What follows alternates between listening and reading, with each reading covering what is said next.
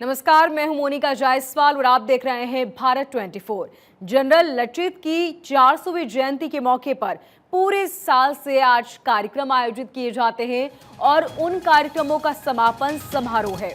इस समापन समारोह को पीएम मोदी आज संबोधित करेंगे। यह समारोह सुबह 11 बजे विज्ञान भवन में आयोजित होगा और इसका आयोजन असम सरकार कर रही है। आपको बता दें कि लचित की 400वीं जयंती वर्ष समारोह का उद्घाटन पूर्व राष्ट्रपति रामनाथ कोविंद ने इसी साल फरवरी में असम में किया था। ये बड़ी जानकारी अब तक पहुंचा रहे हैं। जनरल लचित की 400वीं जयंती के मौके पर कार्यक्रम आयोजित किया जा रहा है और इन कार्यक्रमों का समापन समारोह आज है। इस समापन समारोह को पीएम मोदी संबोधित करेंगे। और आपको बता दें कि कौन है लचित। तो 24 नवंबर 1622 को इनका जन्म हुआ। अहोम साम्राज्य के वीर योद्धा पिता मोमाई के मुख्य सेनापति थे। 1671 में सराय घाट में औरंगजेब के खिलाफ उन्होंने जंग लड़ी। मुगल सेना का सेनापति राजा राम सिंह था। लचित ने गुरिल्ला तकनीक का इस्तेमाल किया। किलेबंदी कर मुगलों की विशाल सेना को मात दी। किलेबंदी की जिम्मेदारी अपने मामा को दी और मामा ने समय पर किलेबंदी नहीं की तो सगे मामा को किलेबंदी न करने पर मौत की सजा सुना दी। लचित ने कहा कि मामा देश से बड़ा नहीं हो सकता। इस हार के बाद मुगल पूर्वोत्तर में पैर नहीं जमा सके और 1970 से असम में लचित दिवस मनाया जाता है।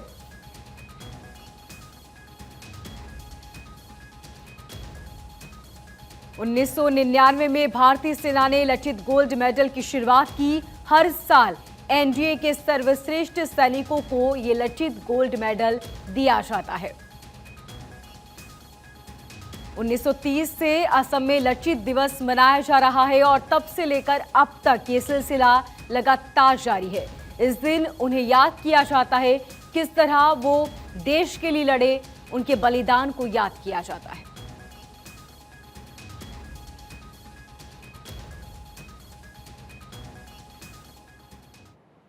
और श्रद्धा मर्डर केस में कल आफताब का पॉलीग्राफी टेस्ट हुआ। ये टेस्ट आज भी चल सकता है। एफएसएल के निर्देशक दीपा वर्मा के मुताबिक ये पूरा टेस्ट फिजिकल कंडीशन पर निर्भर करता है और ये टेस्ट लंबा चल सकता है। वहीं सूत्रों के मुताबिक पॉलीग्राफी टेस्ट के बीच आफताब सहयोग नहीं कर रहा था। पूछताछ के बीच सवालों से बचने की कोशिश कर रहा था आफताब। इतना ही नहीं, जब आफताब से सवाल पूछे गए तो वो बिल्कुल खामोश था। इसके बाद वो सिर्फ हाँ या ना में जवाब दे रहा था। उसने एफएसएल को गुमराह करने की कोशिश की। यही वजह है कि आज एक बार फिर से ये टेस्ट हो सकता है। कल 8 घंटे तक लगातार आफताब का ये टेस्ट चलता रहा और इसके बीच कई तरह के सवाल पूछे, जैसे कि तुमने श्रद्धा का मर्डर क्यों किया, क्या पहले से तुम्हारा ये प्लान था, किस हथियार का तुमने इस्तेमाल किया और जब तुमने उसकी हत्या की उसके बाद तुमने उसके शव के साथ क्या किया। ये तमाम सवाल पूछे गए और इसके बाद एफसीएल ने कहा कि शुरुआत में वो बिल्कुल खामोश था और उसके बाद वो सिर्फ हाँ या ना में जवाब दे रहा था। वो सिर्फ और सिर्फ गुमराह करने की कोशिश कर रहा था और यही वजह है कि आज एक बार फिर से ये टेस्ट किया जा सकता है। एफएसएल की माने तो ये टेस्ट लंबा चल सकता है। आफताब का पॉलीग्राफी टेस्ट आज भी जारी रह सकता है।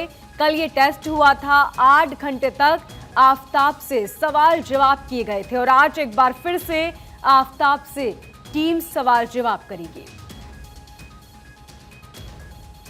एफएसएल निर्देशक दीपा वर्मा ने कहा कि जब शुरुआत में सवाल पूछे गए तो आफताब बिल्कुल खामोश था और उसके बाद वो सिर्फ हाँ और ना में जवाब दे रहा था।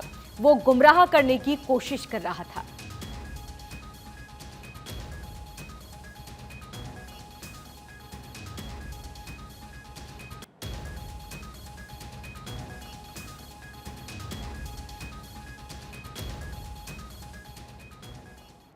और बड़ी जानकारी आपको बता दें, दिल्ली के चांदनी चौक में आग लग गई। भागीरथ पैलेस में भीषण आग लगी।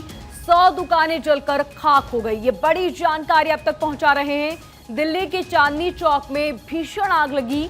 भागीरथ पैलेस में यह आग लगी है और 100 दुकानें जलकर राख हो गई। हालांकि यह आग किस वजह से लगी ये अब तक साफ नहीं हो पाया है। दिल्ली के चांदनी चौक में भागीरथ पैलेस मार्केट में भीषण आग लगी। आग पर अब तक काबू नहीं पाया जा सका है। 100 दुकानें इसमें जलकर राख हो गई। भागीरथ पैलेस में यह आग लगी, 4 और इमारत इसकी चपेट में आ गई और कई घंटों तक आग की लपटें नजर आई। करोड़ों का नुकसान की भी इसमें आशंका जताई जा रही है। तस्वीरें आप देख रहे हैं और आप इन तस्वीरों को देखकर यह अंदाजा लगा सकते हैं कि यह आग कितनी भीषण रही होगी। एक बिल्डिंग में आग लगी और धीरे धीरे इसने अपनी चपेट में कई और बिल्डिंगों को ले लिया और इसी की वजह से 10 दुकानें जलकर खाक हो गई है। इसमें करोड़ों के नुकसान की आशंका भी जताई जा रही है और टीम को कड़ी मशक्कत करनी पड़ रही है। टीम अब भी वहां पर मौजूद है। ज्यादा जानकारी के लिए हमारे संवाददाता केशव हमारे साथ बने हुए हैं फोन लाइन पर। केशव, सबसे पहले जानना चाहेंगे कि वहां फिलहाल क्या स्थिति है, क्या आग पर काबू पा लिया गया और किस वजह से आग लगी? देखिए, भागीरथ पैलेस ये मार्केट है चांदनी चौक में, जहां पर कल रात 10 बजे आग लगी थी और अभी भी आग की लपटें निकल ही रही है क्योंकि बहुत ही सकरी गली है। ऐसे में जो फायर विभाग के जो कर्मचारी हैं उनको बहुत ही मशक्कत करनी पड़ रही है इस आग पर काबू पाने के लिए और अभी भी आग की लपटें कंटिन्यू वहां से निकल रही है। जो फायर विभाग के ऑफिसर हैं वो लगातार आग पर काबू पाने की कोशिश कर रहे हैं, लेकिन अभी तक आग पर काबू नहीं पाई गई है। मौजूदा स्थिति में वहां पर 40 से ज्यादा फायर ब्रिगेड की जो गाड़ी है, दमकल विभाग की गाड़ी, वो मौजूद है और आग पर काबू पाने के लिए हर कोशिश कर रही है। लेकिन अभी भी जो आग की लपटें हैं वो जगह जगह से निकल रही है क्योंकि ये इलेक्ट्रॉनिक्स मार्केट है। ऐसे में जो शॉर्ट सर्किट की बात कही जाती है या जो प्लास्टिक की सामान बहुत ज्यादा है, तो ऐसे में जो आग पर काबू पाने की जो कोशिश है दमकल विभाग की तरफ से वो की जा रही है। लेकिन जैसे एक बिल्डिंग से आग बंद होती, दूसरी बिल्डिंग से आग निकल जाती क्योंकि बहुत ही सकरी गली है, दुकान सब आपस में जुड़े हुए एक दूसरे से और गली में फायर विभाग की गाड़ी में नहीं जा सकती। ऐसे में बहुत दूर से जो फायर विभाग के कर्मचारी हैं वो इस आग पर काबू पाने की कोशिश कर रहे हैं, लेकिन फिलहाल 40 से ज्यादा गाड़ी मौके पर मौजूद है और कोशिश किया जा रहा है कि जल्द से जल्द इस आग पर काबू पा लिया जाए। केशव, इसी के साथ जिस वक्त बिल्डिंग में आग लगी उस वक्त वहां पर कितने लोग मौजूद थे? क्या किसी के हताहत होने की कोई जानकारी?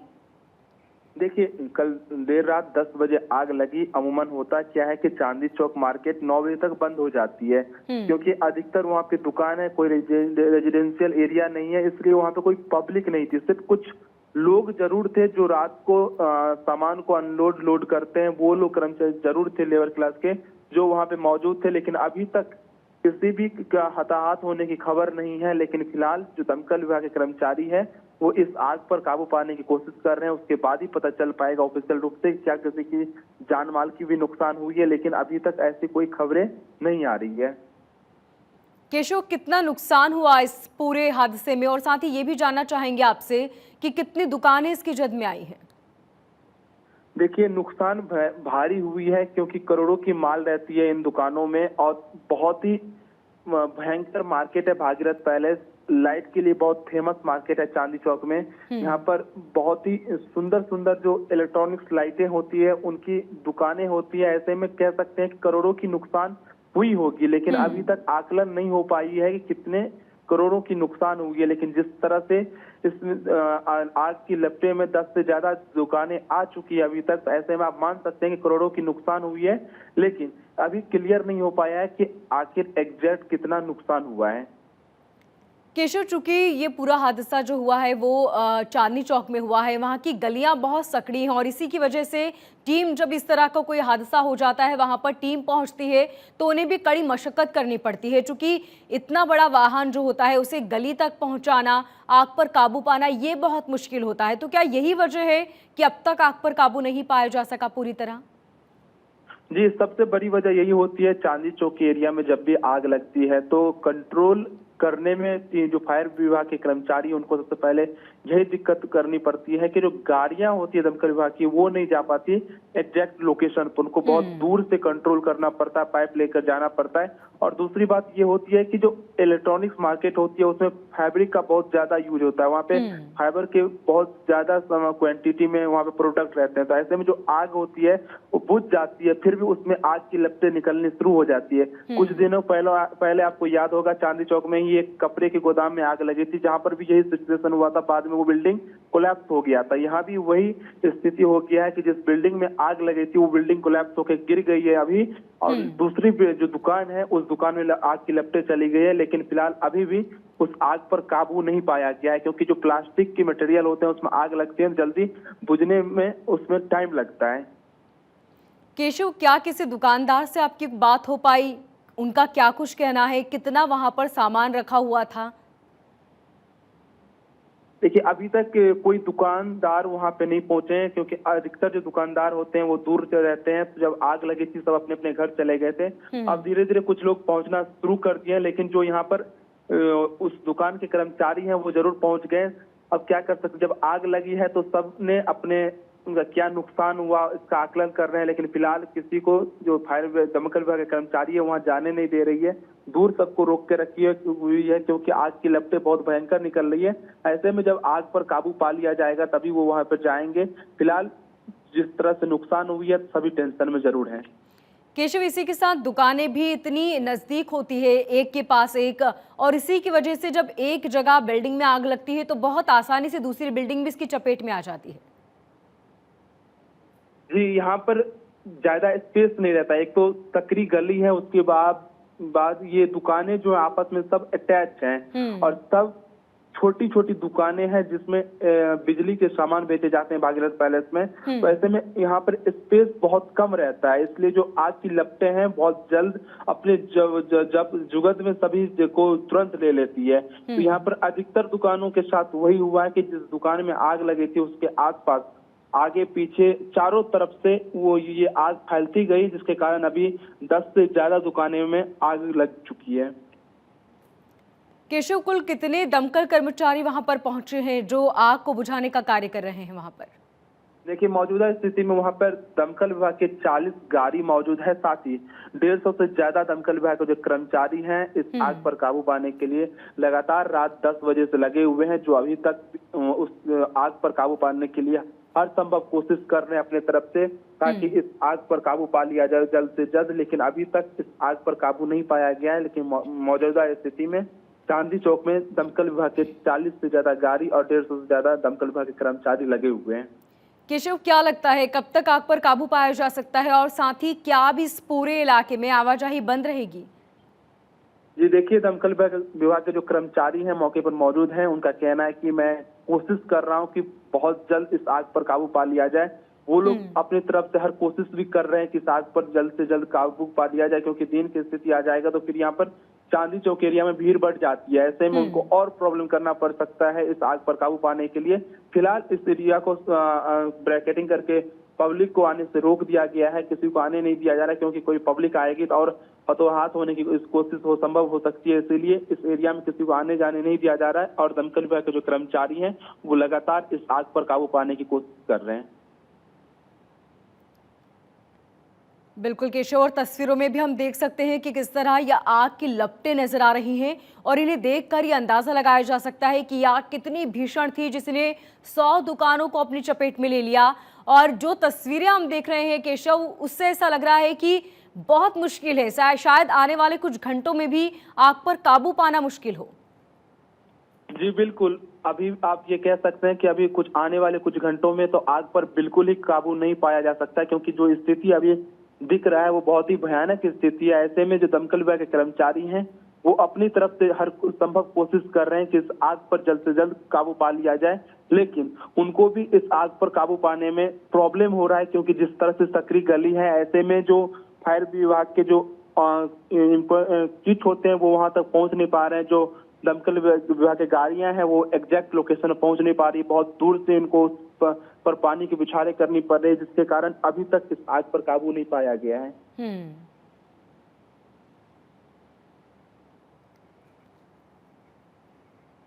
तो तस्वीरें आप देख रहे हैं किस तरह आग की लपटें उठ रही हैं और एक के बाद एक 100 दुकानों को इसने अपनी चपेट में ले लिया, जिसके बाद से वहां पर स्थिति आप देख रहे हैं तस्वीरों में। फायर ब्रिगेड के कर्मचारी वहां पर पहुंचे, आग पर काबू पाने की कोशिश लगातार जारी है, लेकिन अब तक पूरी तरह काबू नहीं पाया जा सका है।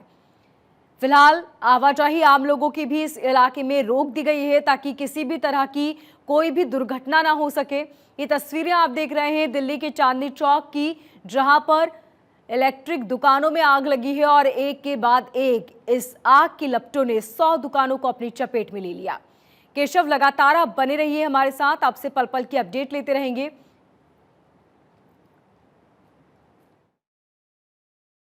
स्थिति अभी जो है बहुत ज़्यादा वो नहीं है, फायर कंटेंट हो गई है, पर क्योंकि बिल्डिंग गिर रही है बार बार, इसलिए जो है दिक्कत हो रही है। हमें बार बार जो है आदमी को पुल आउट करना पड़ता है क्योंकि बिल्डिंग बहुत कमज़ोर है और गली बहुत नैरो है और आग जो है एक बिल्डिंग से दूसरी बिल्डिंग में चली गई है। तो अभी स्थिति बहुत अच्छी नहीं है और लगभग 200 के करीब आदमी होंगे, अफसर और सब मिला के। ये आग सुबह तक चलेगी। जैसे जैसे आग, क्योंकि ये सिंगल टुकड़ी वाली बिल्डिंग है, तो जहाँ हीट होती है उस वजह से बिल्डिंग फॉल हो रही है। काफ़ी पोर्शन बिल्डिंग का गिर गया, पूरी गली भी बंद हो गई है अभी।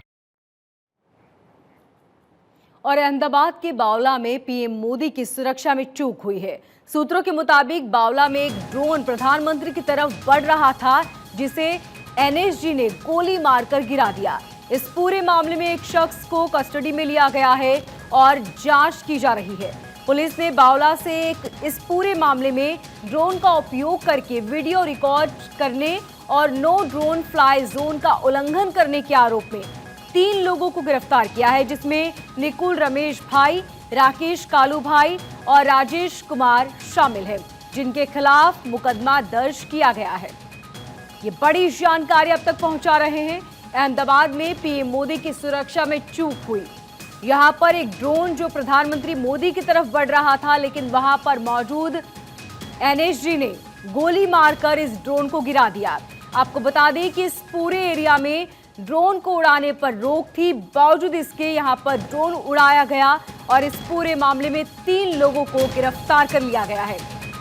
इन तीनों ही लोगों पर नो ड्रोन फ्लाई जोन का उल्लंघन करने का आरोप लगा है। इसमें निकुल रमेश भाई परमार, राकेश कालू भाई और राजेश कुमार मांगीलाल प्रजापति के खिलाफ मामला दर्ज किया गया है। आपको बता दें कि इस पूरे मामले में 3 लोगों को गिरफ्तार किया। चूंकि ये पूरा एरिया नो फ्लाई जोन था, लेकिन बावजूद इसके यहाँ पर ड्रोन उड़ाया जा रहा था, ड्रोन के जरिए रिकॉर्डिंग की जा रही थी। जैसे ही ये ड्रोन पीएम मोदी की तरफ बढ़ा, टीम ने इसे गोली मारकर गिरा दिया और इसके बाद 3 लोगों को गिरफ्तार किया। डेरा प्रमुख गुरमीत राम रहीम की पैरोल आज खत्म हो रही है। राम रहीम को 15 अक्टूबर को 40 दिन की पैरोल मिली थी। आपको बता दें कि राम रहीम रोहतक की जेल में बंद था। वहीं पैरोल के बीच राम रहीम यूपी में बागपत के बरनावा आश्रम में परिवार के साथ रह रहा था। तो डेरा प्रमुख गुरमीत राम रहीम की पैरोल आज खत्म हो रही है। 15 अक्टूबर को 40 दिनों की वो पैरोल पर था और ये पैरोल आज खत्म हो रही है। रोहतक की जेल में वो बंद था और पैरोल के बीच राम रहीम यूपी में अपने आश्रम में परिवार के साथ रह रहा था, लेकिन पैरोल अब खत्म हो चुकी है, तो दोबारा जेल जाना होगा।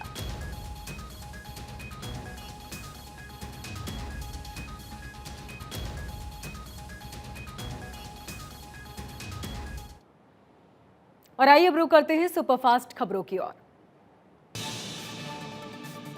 दिल्ली के चांदनी चौक में भागीरथ पैलेस मार्केट में लगी भीषण आग पर अब तक काबू नहीं पाया जा सका। 100 दुकानें जलकर राख।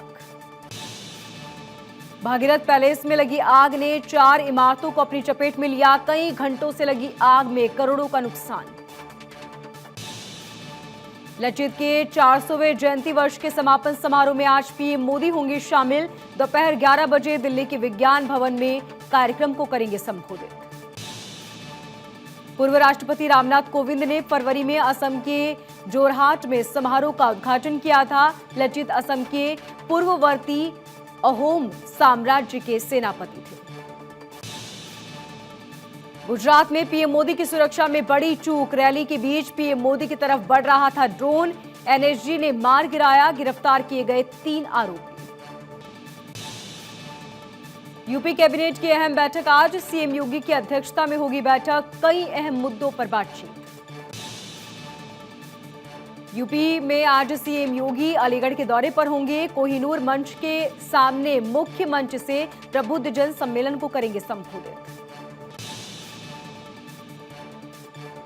लोकसभा अध्यक्ष ओम बिरला आईआईटी रुड़की के 175वें स्थापना दिवस में मुख्य अतिथि के रूप में शामिल होंगे। कार्यक्रम में कई मशहूर हस्तियां शामिल होंगी। यूपी उपचुनाव के प्रचार के लिए इटावा जाएगी डिंपल यादव। सैफई के कई गांव में डोर टू डोर लोगों से डिंपल मुलाकात करेंगी।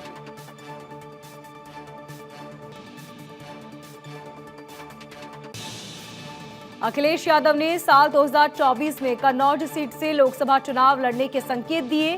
कहा, हमारा काम चुनाव लड़ना, घर पर खाली बैठकर क्या करूंगा। प्रयागराज 2025 के महाकुंभ होगा काफी भव्य। यूपी सरकार ने अभी से शुरू की तैयारी। राष्ट्रपति मुर्मू संगवारी जेंडर संसाधन केंद्र का आज वर्चुअली उद्घाटन करेंगी। केंद्र में महिला असमानता, महिला उत्पीड़न से संबंधित मामले दर्ज कराने की मिलेगी सुविधा। बजट पर सुझाव के लिए राज्यों के वित्त मंत्रियों के साथ आज निर्मला सीतारमण की बैठक। साल 2023-24 के बजट को लेकर सुझाव लेंगी। 5 दिन के दौरे पर सीएम भूपेश बघेल जाएंगे मुंबई। निर्मला सीतारमण के साथ वित्त मंत्रियों की बैठक में शामिल होंगे। 26 नवंबर को गुजरात में करेंगे चुनावी सभा। प्रदूषण मामले पर आज फिर सुनवाई। प्रदूषण की रोकथाम के लिए उठाए जा रहे कदमों पर होगी बातचीत। 4 राज्यों ने एनएचआरसी के सवालों के दिए जवाब। भीमा कोरेगांव मामले में सुप्रीम कोर्ट में सुनवाई। प्रोफेसर आनंद को बॉम्बे हाई कोर्ट से मिली जमानत के खिलाफ एनआईए की याचिका पर सुनवाई। राजनीतिक दलों की तरफ से नामों में धार्मिक शब्द और धार्मिक चिन्ह के इस्तेमाल के खिलाफ याचिका पर सुप्रीम कोर्ट में होगी सुनवाई। याचिकाकर्ता ने एआईएमआईएम और इंडियन यूनियन मुस्लिम लीग, हिंदू एकता दल जैसी पार्टियों का उदाहरण दिया। जम्मू कश्मीर से कैदियों को अन्य राज्यों की जेलों में ट्रांसफर करने का आरोप लगाने वाली याचिका पर सुप्रीम कोर्ट में होगी सुनवाई। कोर्ट ने जम्मू कश्मीर प्रशासन को नोटिस जारी कर जवाब मांगा था। फॉर्मूला 3 रेसिंग मामले पर सुप्रीम कोर्ट आज सुनाएगा फैसला। याचिका में सुरक्षा संविधानों का पालन न करने का आरोप। शनिवार को चेन्नई में होगी रेस। सुप्रीम कोर्ट में आज मनाया जाएगा संविधान दिवस। कोर्ट के लॉन में शाम 4 बजे के आसपास कार्यक्रम। संविधान सभा की अंतिम बैठक में आज ही के दिन बाबा साहब भीमराव अंबेडकर ने दिया था समापन भाषण। आर्थिक और सामाजिक गैर बराबरी के खात्मे को राष्ट्रीय एजेंडे के रूप में सामने लाए थे। सत्येंद्र की धार्मिक आस्था के अनुसार खाने वाली याचिका पर आज फैसला। दिल्ली के राउज एवेन्यू कोर्ट ने कल सुरक्षित रखा था फैसला।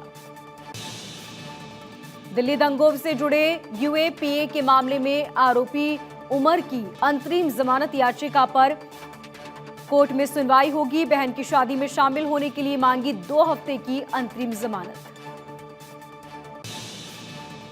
2017 टेरर फंडिंग मामले में आरोपी अहमद खान की जमानत याचिका पर पटियाला हाउस कोर्ट में आज सुनवाई। पिछली सुनवाई में कोर्ट ने एनआईए को नोटिस जारी कर जवाब मांगा था। आजम खान के खिलाफ भड़काऊ भाषण के एक मामले में रामपुर कोर्ट में सुनवाई आज। उस वक्त के डीएम को कहे गए थे अपशब्द। श्रद्धा हत्याकांड में आरोपी आफ्ताब का आज फिर होगा पॉलीग्राफी टेस्ट। गुरुवार को 8 घंटे तक चला था टेस्ट। पॉलीग्राफी टेस्ट के बीच आफ्ताब ने नहीं किया सहयोग। सवालों के जवाब से बचते नजर आया था आफ्ताब। एफएएसएल को गुमराह करने की कोशिश।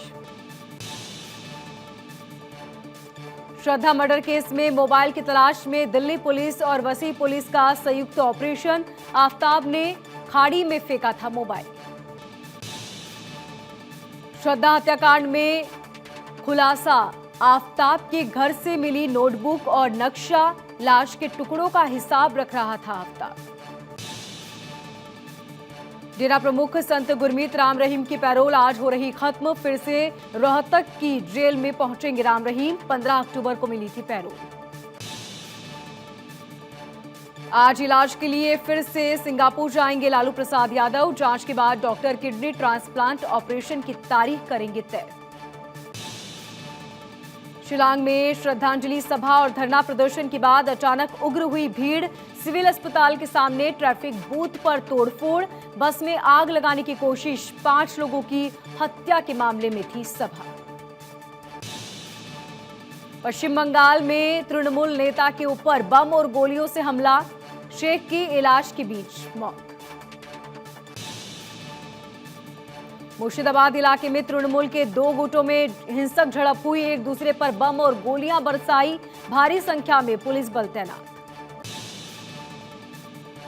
यूपी में 3 तलाक पीड़िता के समर्थन में उतरा हिंदू संगठन। पीड़िता को थाने लेकर पहुंचा। आरोपी पति के खिलाफ शिकायत के बाद मामला दर्ज। इस बुलेटिन में फिलहाल इतना ही। तमाम खबरों के लिए देखते रहिए भारत 24।